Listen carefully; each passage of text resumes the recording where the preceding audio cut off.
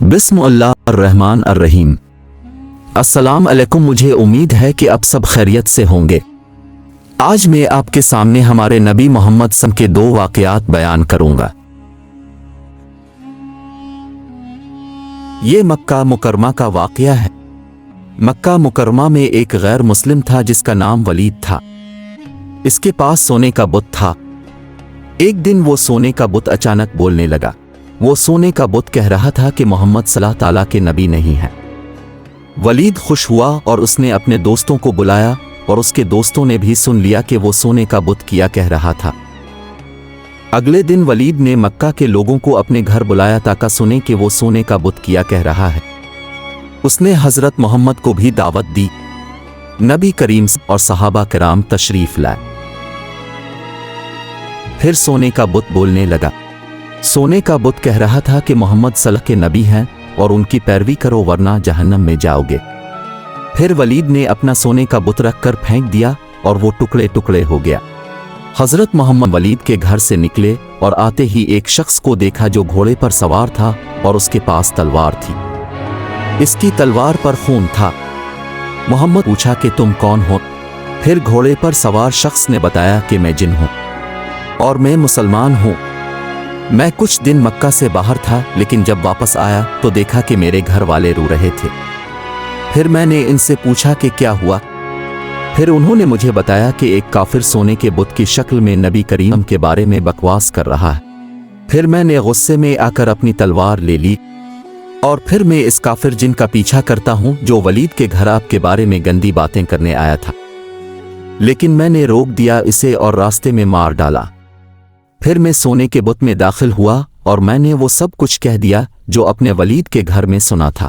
फिर हजरत मोहम्मद ने इस जिन के लिए दुआ की और उस वाक़या की ये कहानी यहीं ख़त्म होती है। अब दूसरा वाक़या।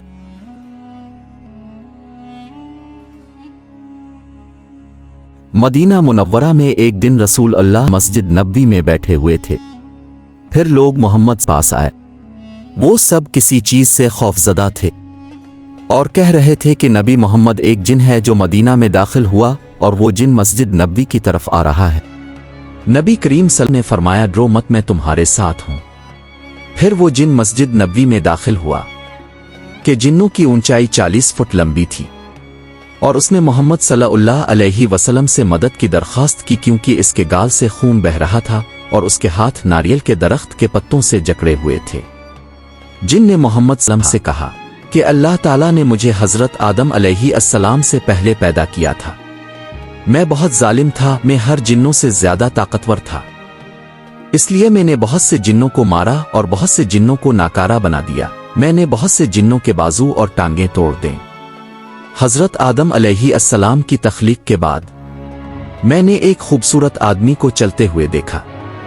मैंने सोचा कि मैं इसे मार डालूंगा। जब मैं इस खूबसूरत आदमी के सामने आया तो उसने मुझे देखा और पूछा, तुम मुझसे क्या चाहते हो? मैंने कहा कि मैं तुम्हें मारना चाहता हूं। इसने मुझसे पूछा कि तुमने कितनी जानें ली हैं और क्यों? मैंने कहा, बेहिसाब, और मैं लोगों को मारना पसंद करता हूं। फिर इसने कहा, मैं तुमसे इन सब का बदला लूंगा। लेकिन जब मैंने इसे मारने की कोशिश की, इसे कुछ नहीं हुआ और फिर इसने मुझे थप्पड़ मारा और वो थप्पड़ इतना जोरदार था कि मैं गिर गया और मफलूज हो गया।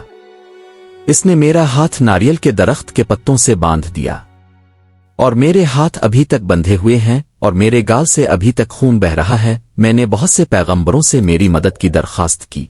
मैंने बहुत से पैगंबरों से मेरी मदद की दरख्वास्त की, लेकिन वो मेरे हाथ न खोल सके और मेरे गाल को ठीक नहीं कर सका। जब मैं हजरत इब्राहिम अलैहिस्सलाम से मदद मांग रहा था तो अल्लाह की वही नाजिल हुई कि ए इब्राहिम, इसे छोड़ दो क्योंकि इसके हाथ वही खोल सकता है जिसने इसे बांधा हो। फिर मैंने पूछा, वो कौन है?